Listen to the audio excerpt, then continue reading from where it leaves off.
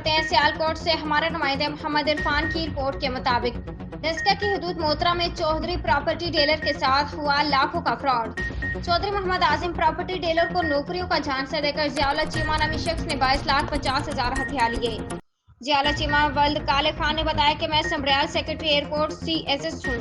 Hafeez lawn committee core commander समरियाल airport commanding officer madam Shagufta से मेरे अच्छे ताल्लुकात हैं और एयरपोर्ट पर खाली असामी के लिए भर्तियां दरकार है। अगर आप किसी को भर्ती करवाना चाहें तो मैं 1,25,000 में करवा दूंगा। अगर भर्ती ना करवा सका तो पैसे वापस। चौधरी मोहम्मद आजिम प्रॉपर्टी डीलर को यह ऑफर पसंद आई और अपने करीबी हल्का अहबाब को भी इतला दी, जो कि प्रॉपर्टी डीलर के जानने वाले 18 अफराद ने राब्ता किया और इस तरह कुल रकम 22,50,000 रुपये मतलूबा दस्तावेजात इकट्ठी करके 1 मार्च 2023 बामकाम चौधरी प्रॉपर्टी डीलर ऑफिस वाक़या अड्डा मोतरा रूबरू गवाहान रकम जियाउल्लाह चीमा के हवाले कर दी, जो कि जियाउल्लाह चीमा ने तमाम लोगों को नौकरियां 1 अप्रैल तक दिलवाने का वादा किया, जो कि आज तक जियाउल्लाह चीमा ने प्रॉपर्टी डीलर के लोगों को ना ही नौकरियां दिलवाई हैं और ना ही हस्बे वादा पैसे वापस किए हैं, जो कि अब जियाउल्लाह चीमा मुतालबा वापस रकम पर संगीन नताइज कत्ल की धमकियां देता है। जियाउल्लाह चीमा ने धोखाधही फ्रॉड से रकम हथिया ली है। चौधरी मोहम्मद आजिम प्रॉपर्टी डीलर पर लोगों का जो एतमाद था उस पर भी ठेस पहुंचाई है। चौधरी मोहम्मद आजिम के वज़ीर आला पंजाब से अपील है कि जियाउल्लाह चीमा जैसे फ्रॉडिये से मेरी रकम वापस दिलाई जाए और इस पर कानूनी कार्रवाई की जाए। मज़ीद तफसीलात से आगाह करेंगे वहाँ पर मौजूद हमारे नुमाइंदे मोहम्मद इरफान। जी बताइएगा। अस्सलाम वालेकुम सर, की हाल है? ठीक हो सर? अड्डा मोतरा ते मेरा दफ्तर है चौधरी प्रॉपर्टी डीलर। मैं प्रॉपर्टी का काम करता हूँ तो पहला मैं 20 साल कुवैत रह गया, इत्थे आके नवा दफ्तर बनाया तो जियाउल्लाह चीमा हरसियां पिंड जामकियां दे नाल हरसियां पिंड आदम आइए तो उत्तल भी नेड़े पैंदा, तैतल भी नेड़े साढ़े पैंदा।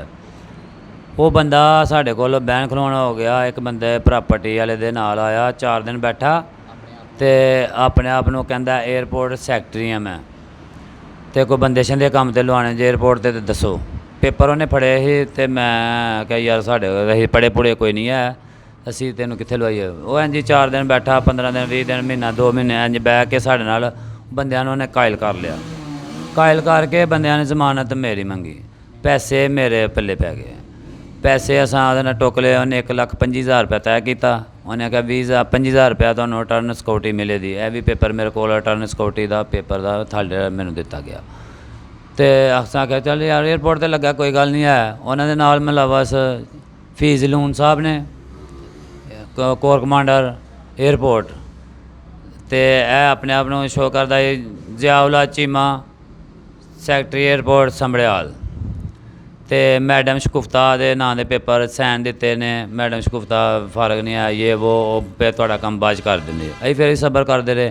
सानू कार्ड 2 नंबर करके उन्हें पेश किए ने, फ्रॉड करके 2 नंबर कार्ड दे के आप ही गैब हो गया। बाद असीं एयरपोर्ट ते कार्ड लै गए, उन्हें आख्या 2 नंबर कार्ड ने इत्थे नहीं इस्तेमाल होंदे। बाद असां थाने मोतरे दे विच एप्लीकेशन दित्ती है। मेरे नाल उत्थे एप्लीकेशन के मुताबक जो कार्रवाई कानूनी हुंदी कोई कीती नहीं गई है। बाद उन्होंने घर जाने ओहदी बेगम गालां कढ़दी है, आप ही तो लभदा कोई नहीं है। बाद असां IG पंजाब नूं कॉल की, IG पंजाब ने डेस्का DSP हवल किया। 4-5 दिन उत्थे खज्जल खराब होए हैं, साड़ी उत्थे भी सुनाई कोई नहीं हुई है। एप्लीकेशन मेरे कोल है, एप्लीकेशन दित्ती उत्थे। बाद इंज खज्जल होण डे वज़ीर आला पंजाब अगे दरखास्त है, मेहरबानी करके साढ़े पैसे सानू वापस दिता जान। 22,50,000 रुपया दिता है तो 5,42,000 रुपया उन्हें वापस रिटर्न किया सानू। तो मेहरबानी वज़ीर आला पंजाब दे अगे साड़ी कंप्लेन दे उत्ते अमल किया जाए, साड़ी हैल्प की जाए। लिहाजा गरीब बंदे हाँ, मजदूरी करके खाने तो मजदूरी करके खाते रहांगे इंशाअल्लाह।